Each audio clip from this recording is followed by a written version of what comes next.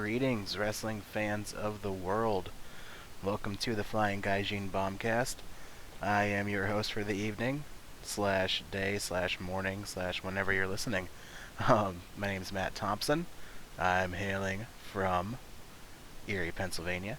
And as I'm sure you've noticed, if you're a regular listener, our usual host, the venerable Zachary Randall, is on assignment or on the lam, one of the two.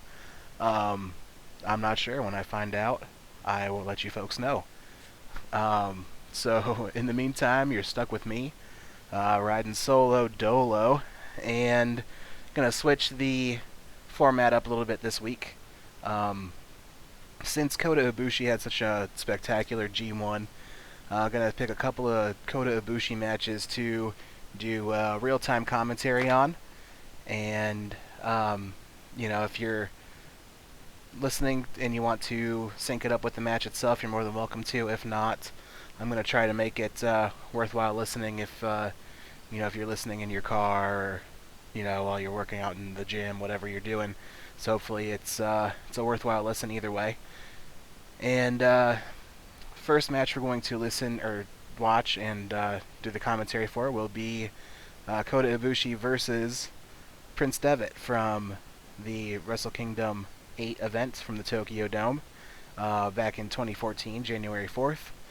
And this is a match I picked for numerous reasons. I've never seen this event. I've never seen this match before. So it'll be fun to watch it the first time and talk about it as it goes. And I've never even seen a Prince Devitt match from his New Japan tenure. So I think it'll be a fun little thing to dive into. And I'll make sure to post the links for these matches as well in the podcast description so you can find them easier.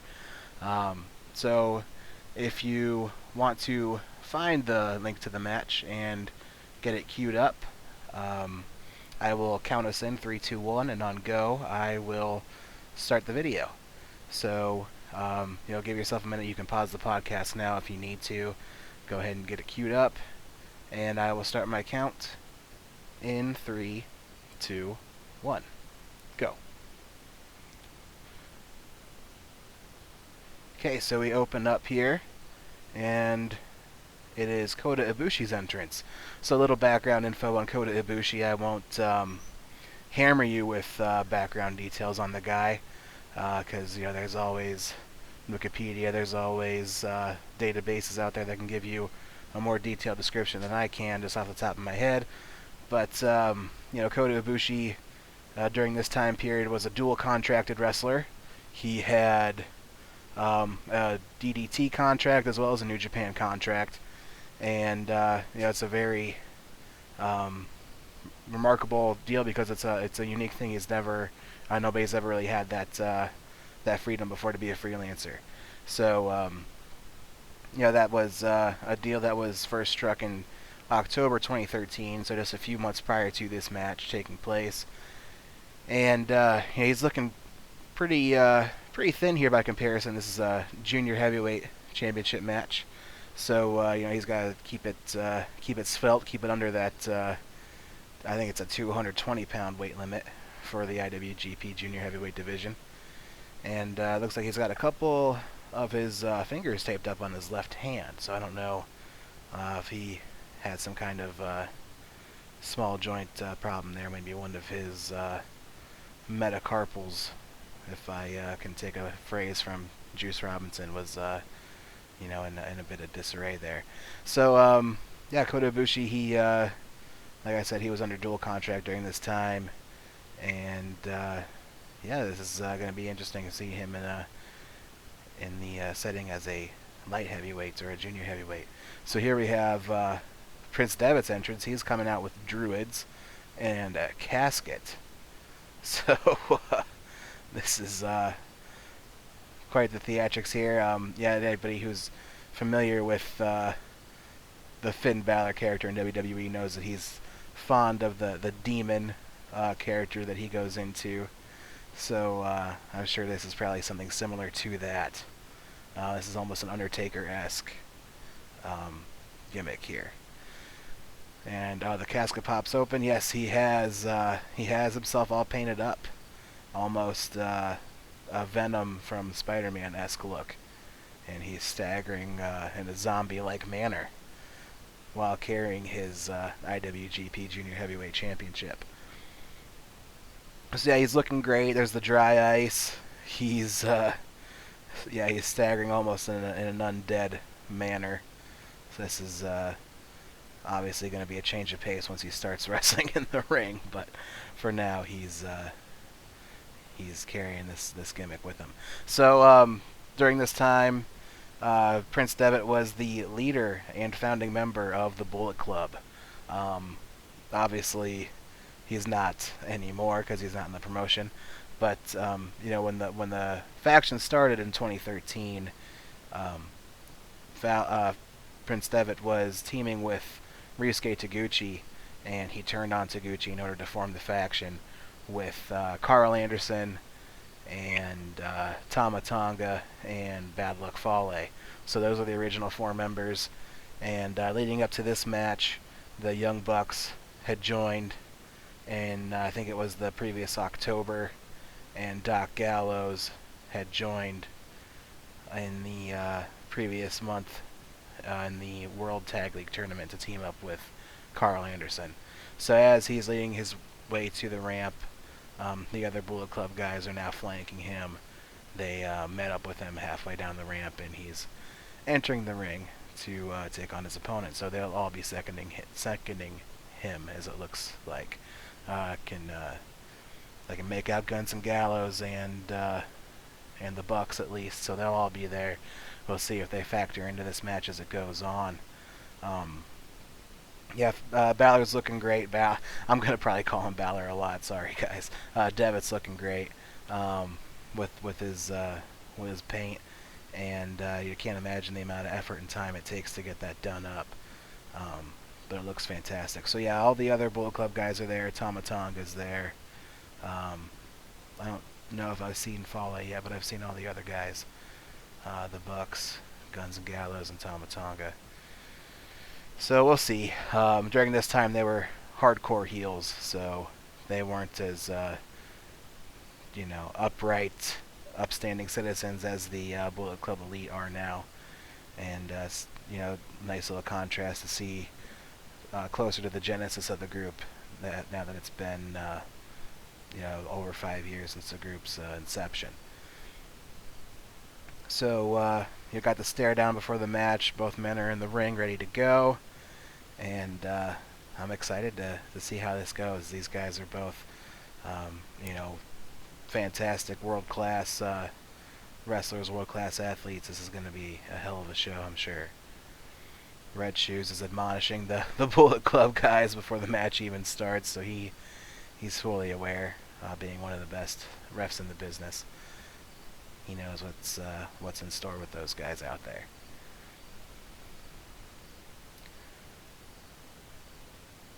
And we have just a little feeling out process. So while we're doing this, while we're in the throws at the beginning of the match, do a little bit more background.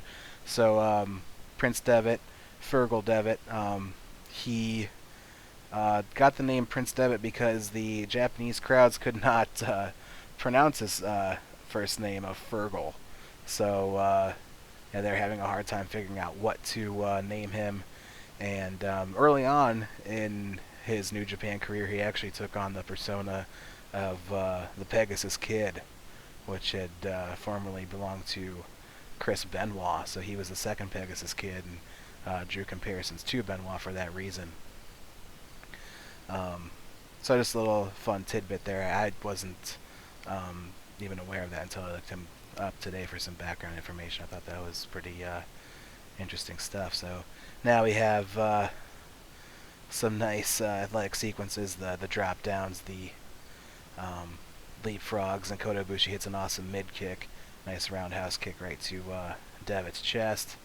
And we already have some John from the Jacksons. Looks like that was Nick up there on the apron causing the distraction. Ibushi hits a gorgeous drop kick, and Devitt's out on the floor. We're going to see perhaps some high flying from Ibushi here. It's definitely being teased at the moment.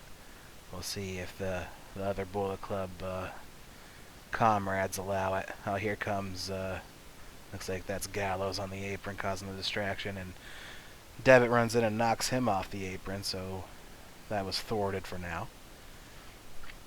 And just got settled into a little arm bar here now.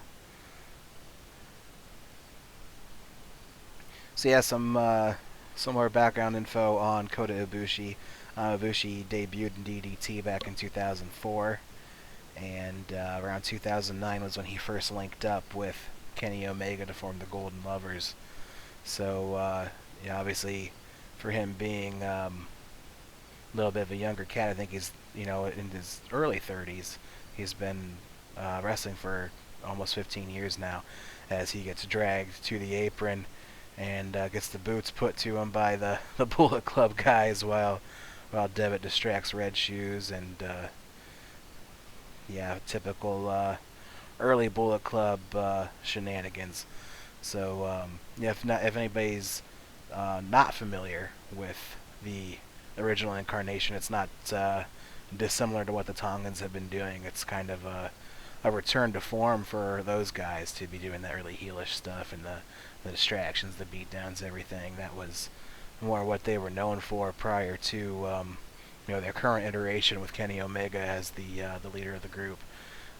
Even once AJ Styles took over the faction in 2014, they still kept that style leading up to his departure and Kenny Omega taking over. So yeah, and going with that, it wasn't too much longer, maybe just a few more months, March or April, I think, early in the spring, that Prince Devitt left New Japan, and it was a really seamless transition. Right around that same time, AJ Styles came in and took over faction leadership of Bullet Club. So yeah, we're seeing a late period for these guys, as Devitt puts the boots to Ibushi and picks him up. He's setting him up on the top corner in a Tree of Woe situation, so we'll see where it goes from here. He might hit another one of those corner drop kicks. Oh no, here come the Bullet Club guys to yank on Ibushi's neck, his hair, the dirty bastards that they are. So got lots of peril set up for Ibushi early. During this title reign for Prince Devitt, I believe he's had this junior heavyweight championship for over a year at this point. I think it was 13 or 14 months, if I'm not mistaken. So he's been a dominant champion, and Bullet Club had formed, I think it was around May. So it's been 6 or 7 months that he's been probably relying on his Bullet Club comrades to help him in his endeavors to retain these titles and these defenses. So I'm sure that's been a huge factor in that title reign itself. So now Devitt has Ibushi, and he's working over the abdominal area. Had him in a Cobra Twist, and he was wrenching on the abs and dropping elbows on him, and then he hit a nice rib breaker on Ibushi. So he's working over the midsection during this part of the match. We'll see how that plays going forward here. Some stiff-looking chops. I have the volume for the match on mute, but I'm sure that one reverberated pretty well throughout the Tokyo Dome. Yeah, Ibushi is just masterful at his selling. He, he's just got the facial expressions where he looks like he's always in lots of distress, and he just looks like such a natural baby face. I can never really imagine him working as a heel. And now we have an apron power bomb from Carl Anderson. Brutal, almost like a last ride. He had the lift on him. That looked rough. So yeah, and Ibushi, like I said, it just does a great job of selling it. It looks like he's just out cold, and yeah, it's one of those things that you don't necessarily think about when you think about how amazing Kota Ibushi is. You think about the high athleticism, the amazing moves that he does, and just all around fantastic work. But that's not the first thing that you think of. But yeah, his facial expressions are great. His body language is great. He's fantastic overall. So now we have Devitt on the top, goes for the double stomp. Ibushi rolls out of the way, hits a drop kick, and Devitt falls to the floor. The Bucks come in, and Ibushi hits a double backflip drop kick to both of them. Fantastic looking stuff. Ibushi's clapping his hands, trying to get the crowd riled up. Looks like he's going to go for an Asai. Oh my goodness, a twisting Asai moonsault from the top rope. Didn't even bother jumping up to the middle. He went all the way up to the top, took out all the Bullet Club guys. So when we talk about the tremendous athleticism, there is Exhibit A, case in point. Marvelous stuff. Dude is a monster. Yeah, he took them all out there with that one. That was fantastic.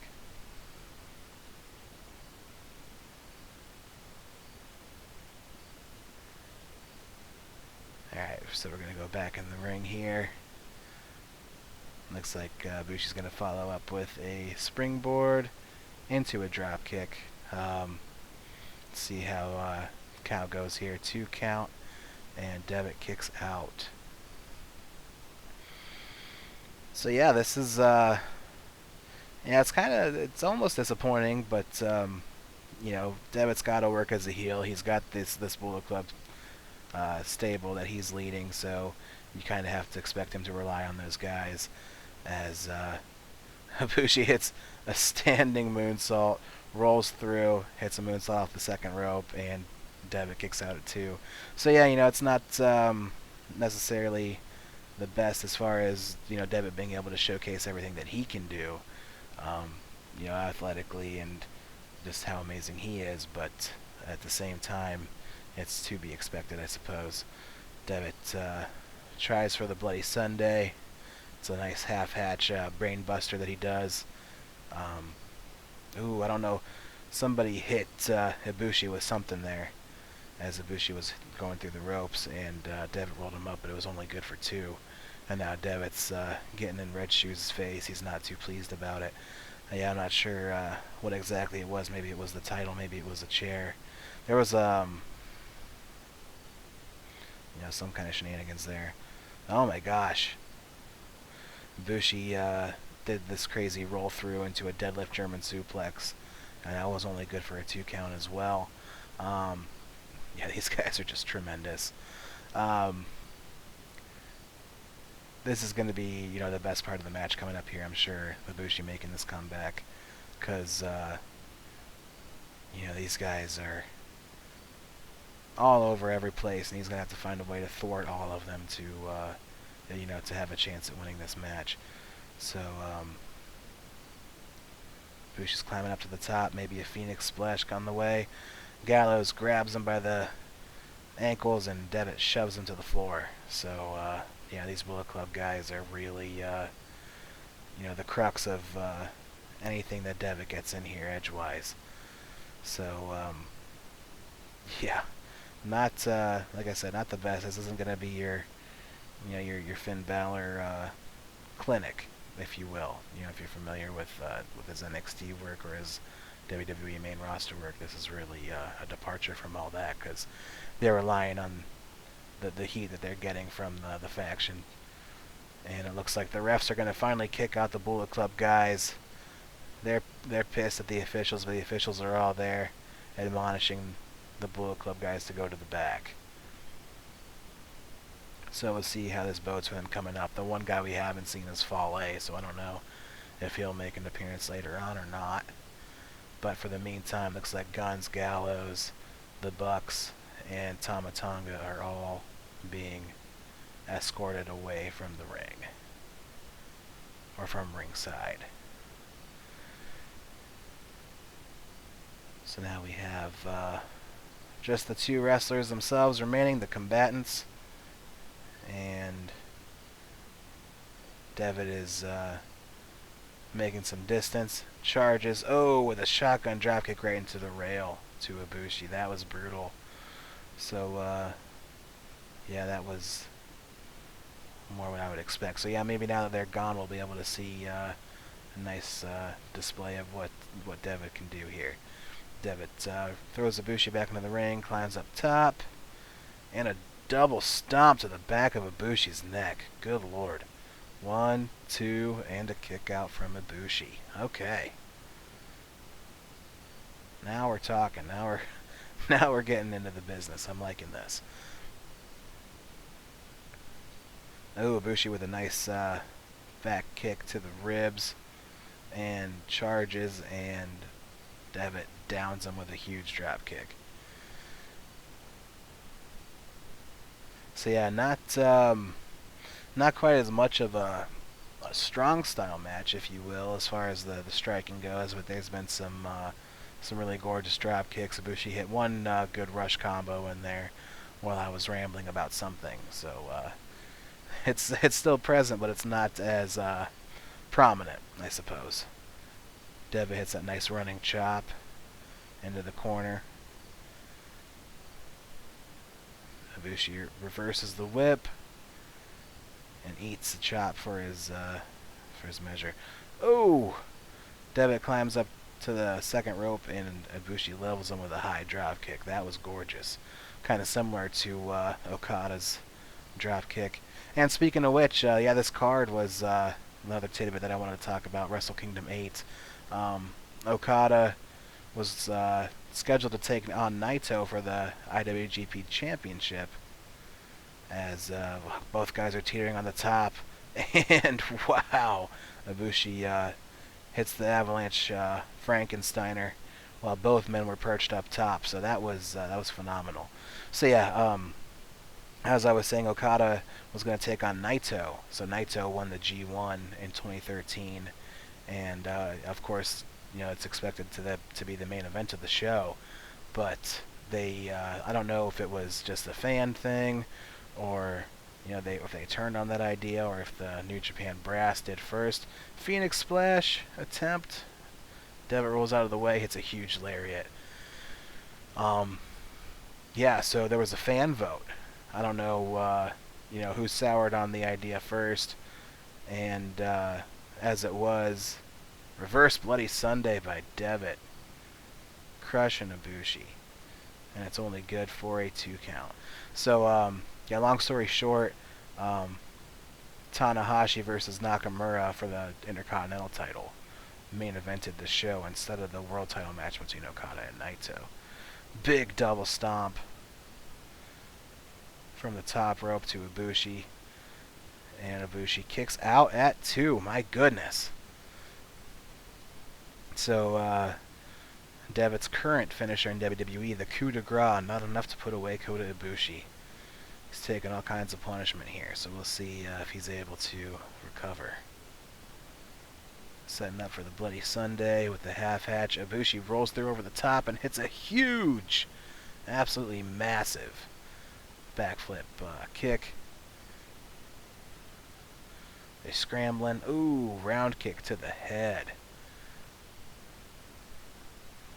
And Devitt is buckled. Ibushi hits a Snapdragon suplex. Huge lariat. Okay, here's the comeback we've been waiting for. Ibushi's such an awesome babyface. Once he starts showing that fire, it's just tremendous. And we're getting into it now. You want to see Devitt get his comeuppance for all that, you know, dastardly nonsense. Huge. Oh, crushed him with the last ride there. That was gorgeous. And Devitt kicks out at 2. Yeah, that was awesome. The impact of that hit on the mat, that looked brutal. He just spiked him right through the mat, damn near. That was awesome. Now, Devitt's quite a ways away, and Ibushi's climbing up, presumably for the Phoenix Splash, so we'll see. Oh, he hits it perfectly. Wow. That was gorgeous. 1, 2, 3. Ibushi wins the title. Wow. Yeah, that was awesome. Crowd's going wild. Yeah, as much as, you know, I wish that Devitt didn't have to rely on all the dirty tricks for that. That was still an awesome match. That's how he's going to get his heat. So, you want to see Ibushi beat him after all the nonsense there. So, yeah, that really made it worthwhile. That really made the comeback feel that much more, that much more special. And Red Shoes is about to present Ibushi with the junior heavyweight title. It's almost a shame how the heavyweight championships look really nice, and this junior heavyweight title just looks so rinky-dink by comparison. It looks like a toy belt. Just because the guys are a little bit smaller doesn't mean that they deserve a title that's about the third of the size. Jesus.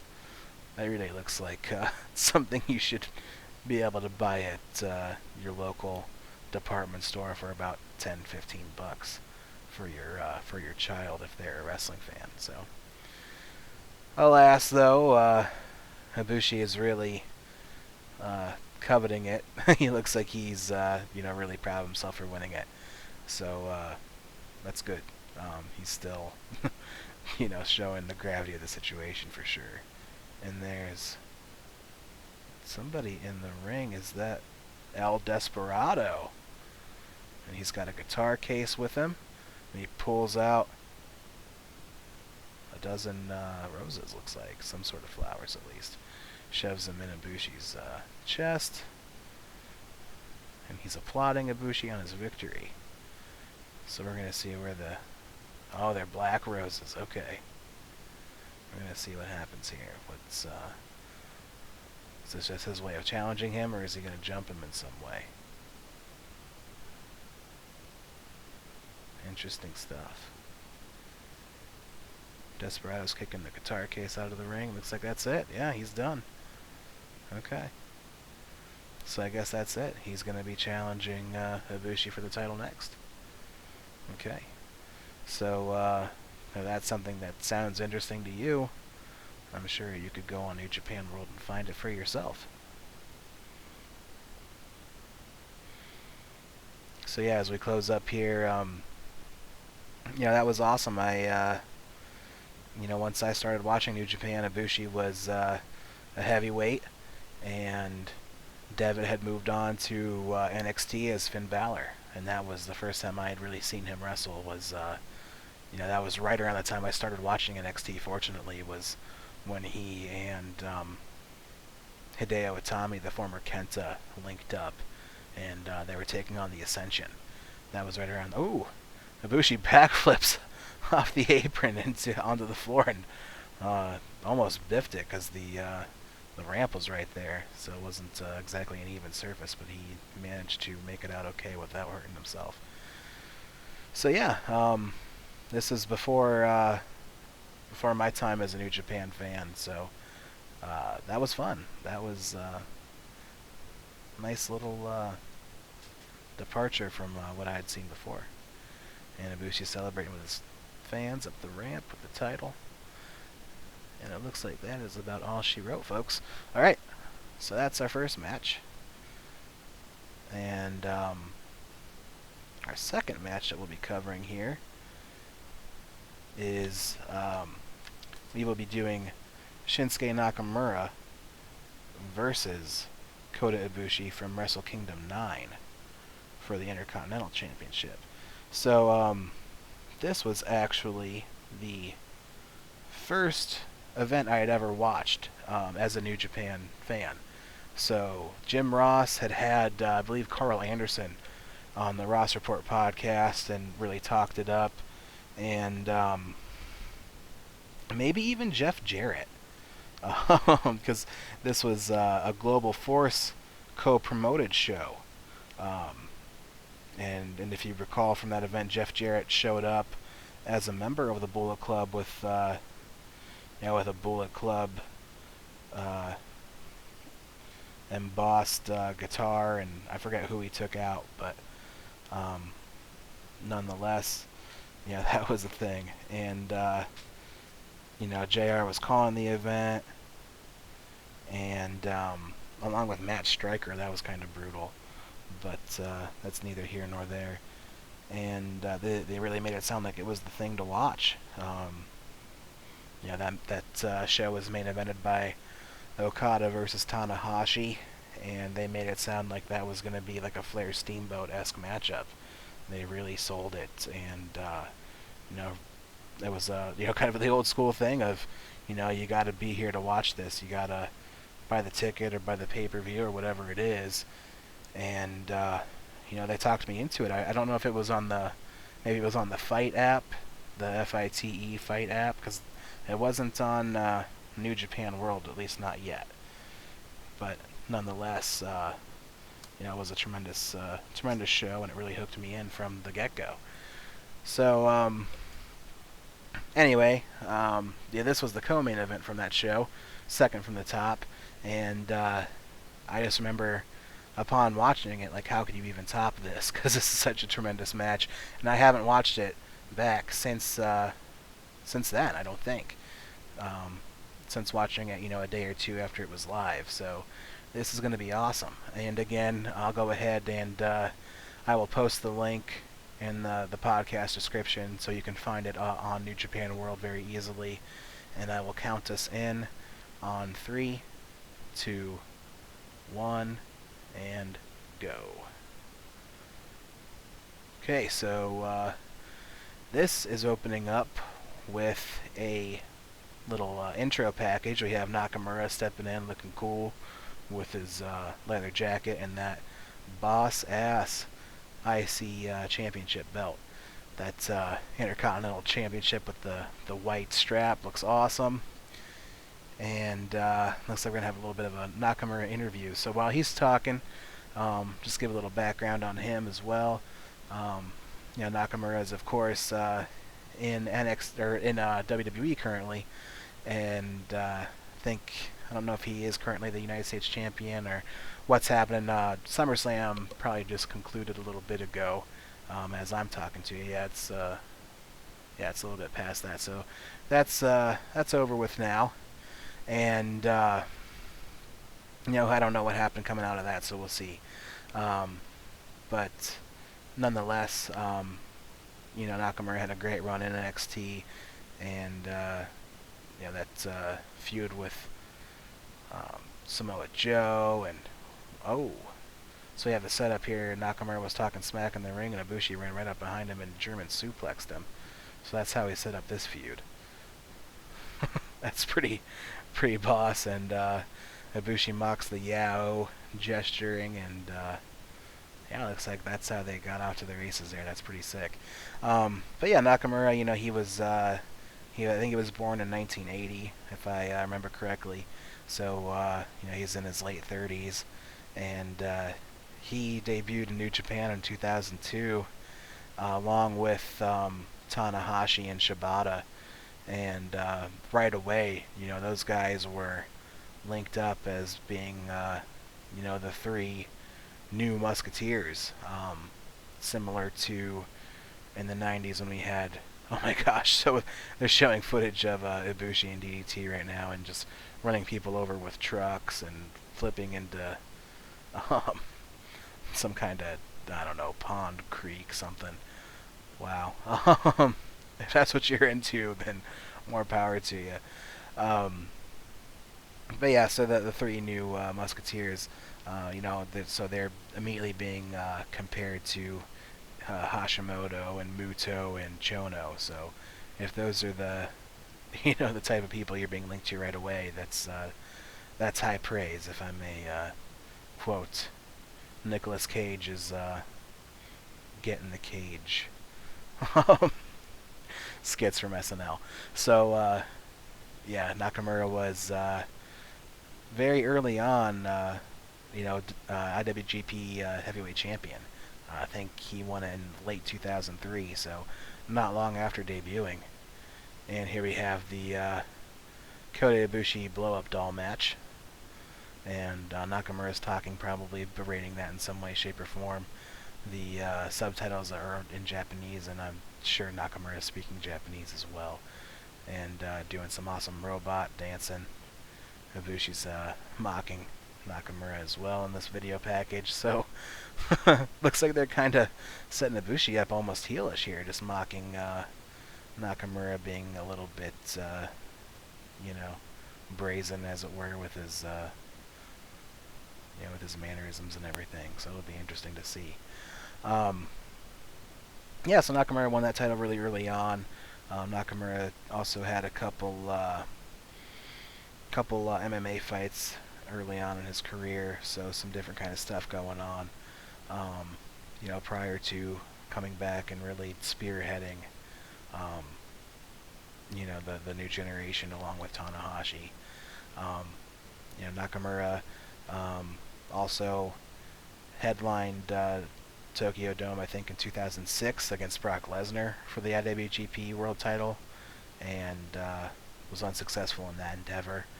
So that's another one if you are curious to see what Brock Lesnar's New Japan tenure was like. Although Nakamura himself said that Brock Lesnar didn't seem to be motivated at all, didn't seem to care about Japanese fans or Japanese wrestling. I'm sure that you're shocked to hear that Brock Lesnar only showed up for a paycheck, but apparently that was the vibe that Nakamura got off of that. So nonetheless, we got Kota Ibushi coming out. He's rocking pretty sweet looking Golden Star T-shirt. I'd cop that. I would totally wear that. It looks great. He's a challenger in this scenario again, as he was going into the match last year with Devitt. This time he stepped up to heavyweight, so we'll see once he takes the shirt off if he's gained any muscle mass. I'm sure he has, because he was looking real. No, he wasn't looking skinny, but it was kind of the swimmer's build. Not as much musculature on that frame. So we'll see as he gets started here. And here comes Nakamura with he's got some pretty cool torches around the ramp. Nice little setup for him. We'll see if he has any kind of special entrance beyond the typical. Any entrance of his is special because he's just got that charisma. Oh yeah, he's got a really awesome crown and cape going on here. Looking swag AF, man. As always, as to be expected. And his jacket's a little bit more adorned than usual. I just remember, when I watched this match for the first time, just seeing this dude and thinking he's something different, but he's definitely something special. Just the way he carries himself, and the amount of confidence this guy's got to have. He's got to be good. And they showed Nakamura hitting a couple boom IAs in the opening video package, and they look sick then, but once you put it in context with everything else that he does and how physical and that moniker, the King of Strong Style, he definitely earned that. That's not for not. So he took the crown off, took the cape off. So now you can really get on with the histrionics, if you will, the theatrics, and doing his thing. And that Intercontinental Championship looks fantastic, much better than that junior heavyweight title did. And he's doing his thing, writhing on the mat. Anybody who's seen his entrance knows what I'm talking about. And we're getting ready here. This is gonna be something else. Let's see. We cut the camera back to Ibushi. He's got his shirt off. It's a little bit zoomed in, so all I can see is his traps, but they look fantastic. So yeah, this dude has always been in tip-top shape. But he does look a lot more ready for that heavyweight division. Yeah, he's got some more muscle mass built on here. As Red Shoes checks both guys.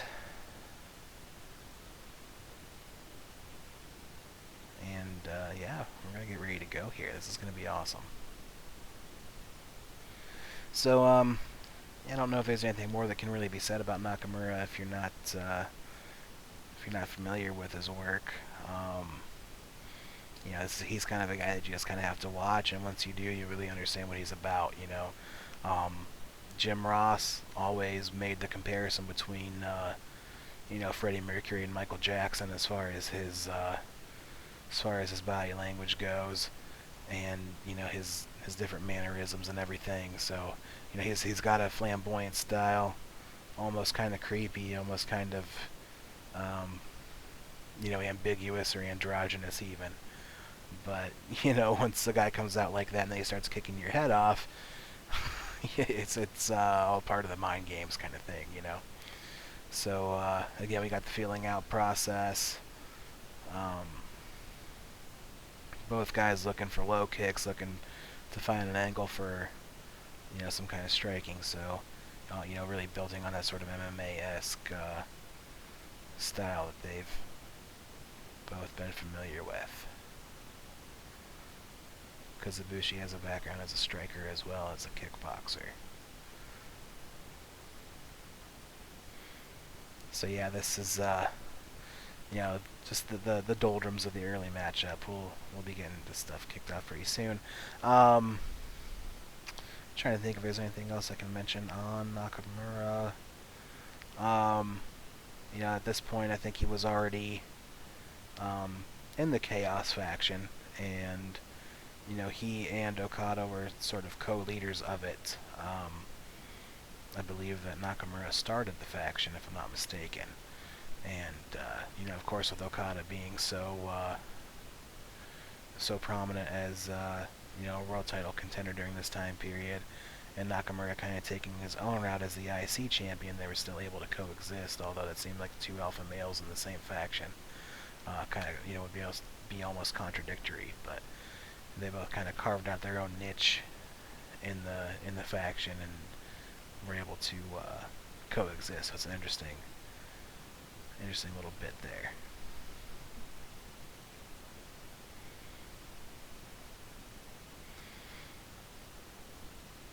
And Nakamura lures Ibushi in for a handshake, and he knees him right in the gut and hits an axe kick over his head. Ibushi fires back with a drop kick to Nakamura's back, and he's hammering him with elbows in the corner. So Nakamura instigated where he probably shouldn't have. Ibushi goes for the good vibration, stomp in the corner, makes it look as awkward as possible. And now he's goading Nakamura to come on. So yeah, a little bit different style there. Now Nakamura tosses Ibushi into the corner, and now he's going to hit those good vibrations because he knows how to make it look good. Alright, good stuff. Nakamura's draping Ibushi onto the top rope. See if he follows up with that. Yeah, that nasty knee right to the gut. Yeah, Nakamura's knees are really his bread and butter of his offense. So, and if you're not really familiar with his New Japan work, this is just a total step up from everything that Nakamura's done, other than maybe the Sami Zayn match where he debuted in NXT. Nakamura with a running knee off the apron, or to Kota Ibushi on the apron, then he comes up off the apron and dives with a knee onto the back of Ibushi's neck. So, a trio of vicious knees early on. Yeah, this is just a total step up from anything. He's just kind of been coasting on that WWE style. Once you get in that WWE system and you have to, tour so heavy and work so many house shows, you really can't blame a guy for kind of toning it down a little bit.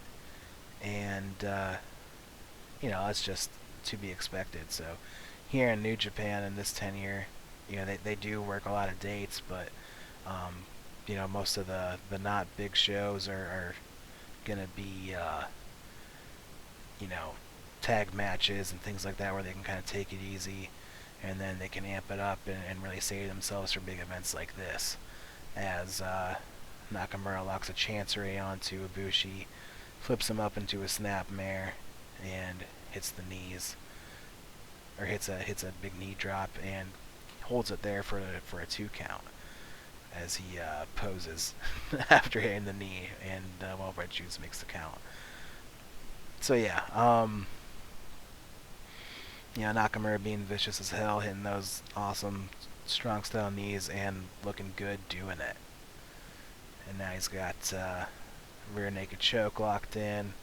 He's got the body scissors kinda halfway in, but not exactly. Transitions into a cradle. Into, wow.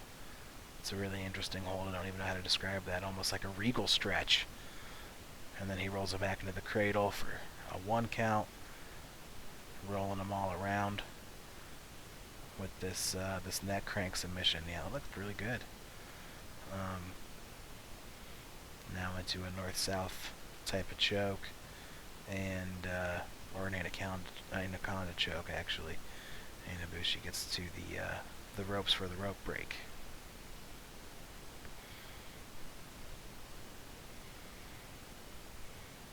So yeah, this is something that really needs to be stated about Nakamura too, is that he has the background as an amateur wrestler, so he can really do those mat holds as well, and roll around with the guy to make it look good. And Ibushi's hitting Nakamura with strikes, and Nakamura's just doing like the brush it off your shoulder bit. Like, hey, this isn't affecting me, man. You got to come harder than that.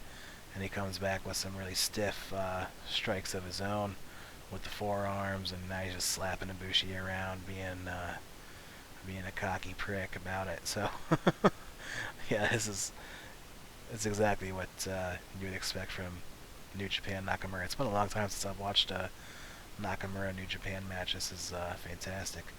Nakamura ducks a palm strike and hits a backcracker. It looks like he's going to set up for his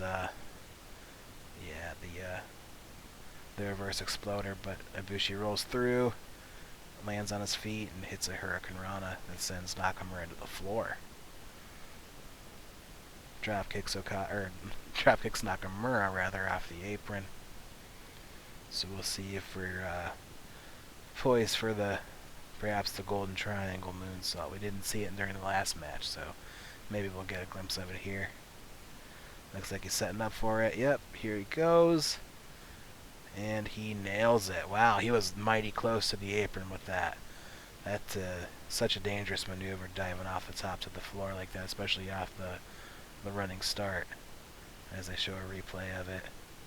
Yeah, that was flirting with disaster. His left arm actually, it looks like it touched the apron, sort of to try to brace himself on the way down. So that's no joke. That's just a tremendous risk that these guys take, and Ibushi's one of the best at it. So it'd almost be shocking to see him miss something like that. So they're brawling at ringside now. Ibushi gets Nakamura back in, and as he is wont to do, looks like he's going to set up for the springboard drop kick back into the ring, and he nails it, and Nakamura lands flat on his back of his neck. That was an awesome bump that he took off of that.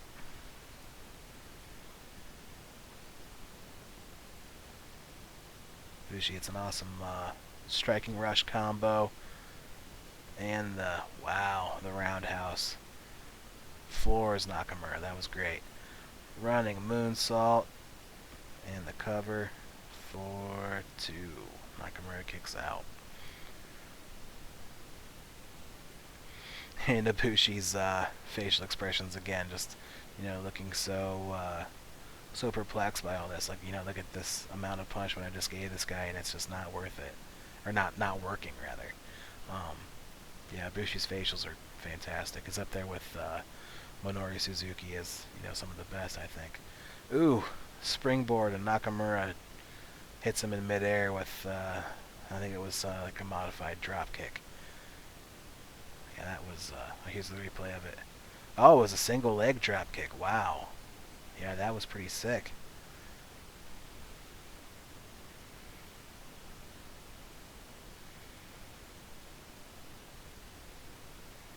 So Nakamura's watching the prone Ibushi. Looked like he's went for a roundhouse and Ibushi ducked, so he jumped and hit a back kick on the back end of it. That was gorgeous. Ooh, Nakamura with some almost like pride style knees to the back of Ibushi's head. Good lord.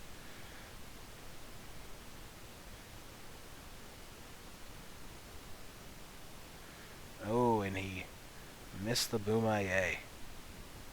Or the Kinshasa if you're more inclined to the WWE work. The running knee. So now Nakamura's on top. Ibushi's ascending the top along with him. They're both pounding the hell out of each other. We're going to see where this goes.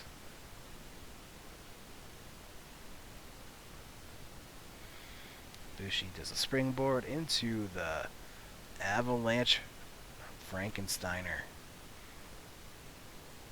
And Nakamura kicks out at 2. And Ibushi's really doing that great sell job of what is it going to take this guy out, because he's just pulling out all the stops here with all this tremendous offense early on, and looks like he's setting up for maybe a dragon suplex if he can get it, but Nakamura gets free of it, and Ibushi hits it the second time. Nice snap to that dragon suplex. Wow. Corkscrew moonsault from a standing position, and Nakamura kicks out of 2. Wow.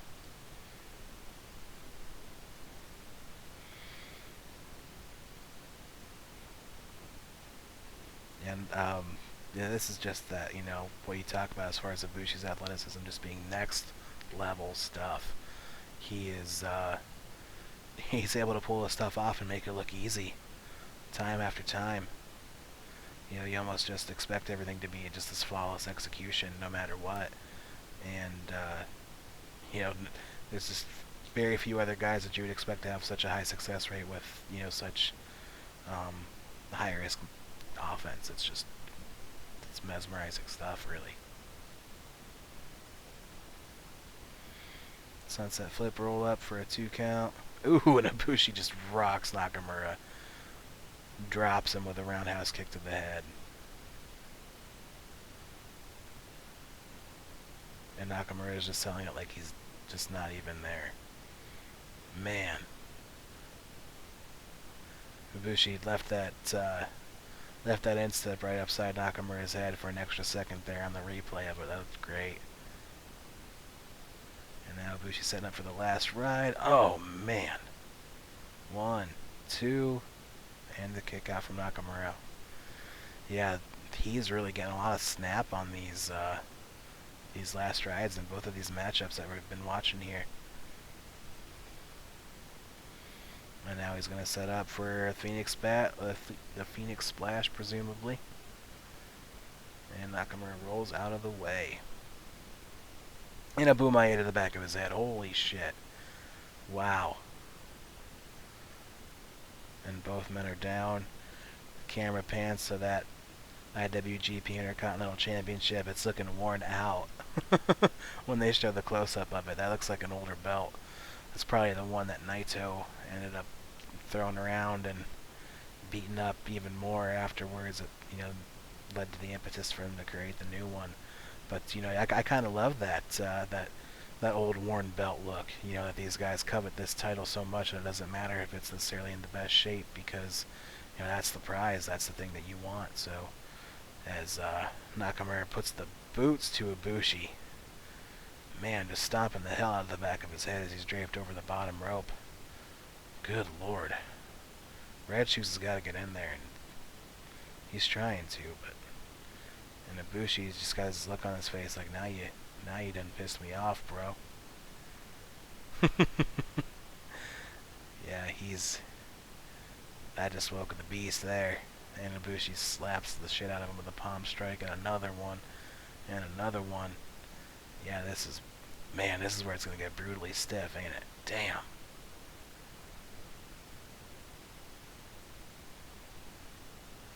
Red Shoe's got to step in again. Yeah, this is getting out of hand. Oh, Nakamura shoves Red Shoes into Ibushi and socks him with a right hand.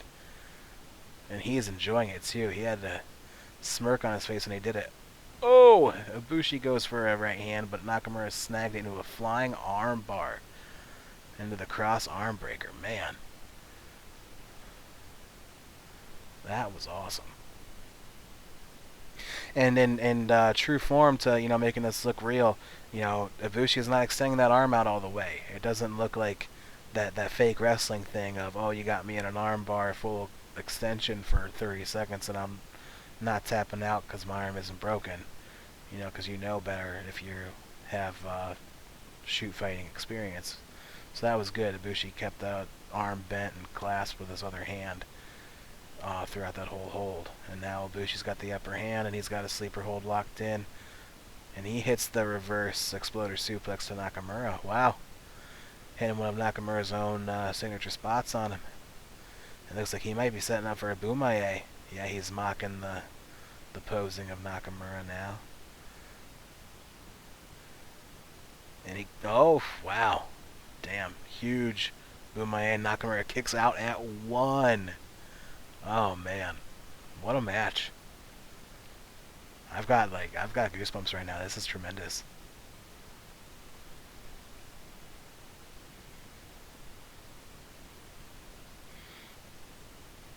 Yeah, these guys, this guy's got a lot of piss and vinegar behind these shots. Ibushi's palm strike in the back of Nakamura's head, stomping on him. Wow. This has got like almost that grudge match feel to it, where it's just beyond just, striking for a tough man thing, and they're just beating the hell out of each other. Nakamura comes back with a huge kick to Ibushi's midsection, and he's stomping the shit out of him now in return, getting that receipt. Man. Now he's just washing the boot across his face. Jesus.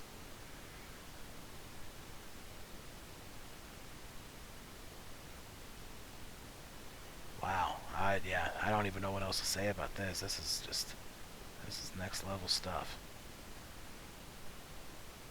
Ibushi catches a kick, throws a palm strike. Oh, they both hit each other at the same time with the palm strikes, and they both stagger. Man. Nakamura's getting the best of the striking here. He charges at Ibushi, and Ibushi hits the double stomp to a charging Nakamura. Wow.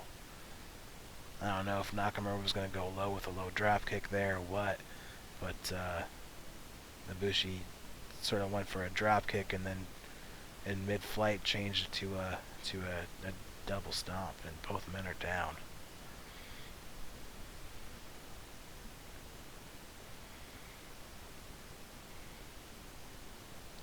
So yeah, this is again, this is an Intercontinental title match, and this was the same title that headlined the previous year's Tokyo Dome show, and Nakamura really prided himself on carving out his own niche, like I kind of previously mentioned with that IC title. Ibushi springboards himself up to the top and drags Nakamura off the apron into a deadlift German suplex. Jesus. 1, 2, and Nakamura kicks out. Like, that was insanity. The amount of strength that a guy Kota Ibushi's size has got to have to pull Nakamura in like that. I mean, it's one thing to assist a guy on a German suplex, but that, you got to have all that leverage yourself to pull that guy in like that. Jesus. So, but yeah, this IC title too is just, it's almost on par with that IWGP Heavyweight Championship. So, it could headline any pay-per-view. Nakamura really didn't even need that world title to be, considered a top talent. And it looks like Ibushi's gonna set up for like that Steenalizer, that Phoenix Plex, if you will. And Nakamura was able to get out of it. Now he's just elbowing the back of Ibushi's head from a mount position. Jesus. This is just a level of viciousness I did not remember from the previous viewing of this. And now Nakamura's on the second rope, hits a Bumaye to the back of Ibushi's head. And Ibushi gets right back up and he's smiling. What the hell is wrong with this guy? and they charge at each other, and they collide knees at the same time. Good lord, knee-to-knee contact. Nakamura hits that landslide. Man, they got a snap on that, too. That looked tremendous. And follows up with a Bumae. Wow. 1, 2, 3. Wow. That was awesome. Yeah, that landslide is set up for that Bumae. That was, I don't even know how to describe it. That had a lot of oomph behind it. And that was a sudden finish, man. After all that, I figured that Nakamura would have to hit a couple knees to win that. So yeah, it says that Nakamura here is in chaos. Yeah, this was during that period of that faction. Nakamura had led a couple factions prior to that. He was in a faction called Rise, which had the likes of young Prince Devitt, while Prince Devitt was teaming with Minoru Tanaka in the junior heavyweight division. Among others, I think Goto was in Rise as well, Hiroki Goto, and Giant Bernard. So, also known as Lord Tensai, also known as A-Train, the man of many different gimmicks. So, Red Shoes is presenting Nakamura with that awesome, well-worn IWGP Intercontinental Championship. Man, that was a hell of a match. For somebody who's really not initiated in the Japanese style, if you watch something like that, that's something totally different. I can't really put myself in that mind frame anymore because I've seen so much of it, but even having watched it for a couple of years now, like that was tremendous. Those guys really, both those wrestlers really just stomped the hell out of each other with the striking, and that got really fierce at the end. And now Nakamura and Ibushi fist bump after the match as Ibushi's laying there kneeling on the mat, just really soaking up that agony of defeat, and head in his hands. How much did he have to give Nakamura to come up that short? With all the effort he put in, with all that tremendous offense. And Red Shoes raises Nakamura's hand. He puts the Intercontinental title around his waist. Now Nakamura's got the microphone, and he's doing his theatrics. Yeah, he's amazing. I don't even know how else to put it, man. And this is a good thing too. Just a good point to talk about something. A few years back when these guys would cut these promos in Japanese, there was really no way of knowing what they were saying. And New Japan World has done a tremendous job in the ensuing years, really, making sure that that they provide these translations and these subtitles for all these promos, and it really makes it a much more user-friendly experience, really much more accommodating. And as Nakamura hits the Yao with the pose, and that's going to see us out here for this match. That was man, that was awesome. And to think that was just the co-main event of a show with a tremendously stacked card. Probably up there as one of the top cards of all time from top to bottom. Up there with like a WrestleMania 17 or along those lines. That was awesome. So Nakamura makes his way to the back.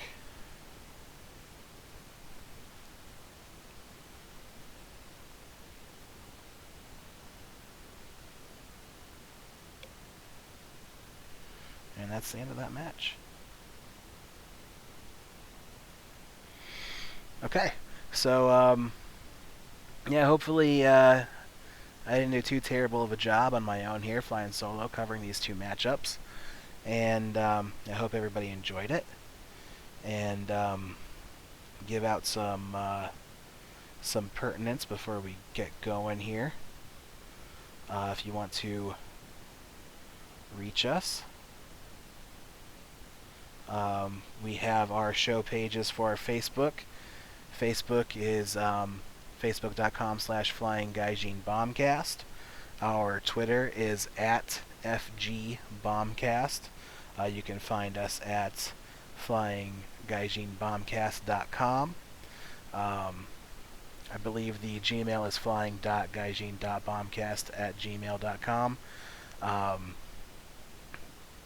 We also have my personal social media accounts. My Facebook is facebook.com/mad with 2 D's, Matt with 2 T's.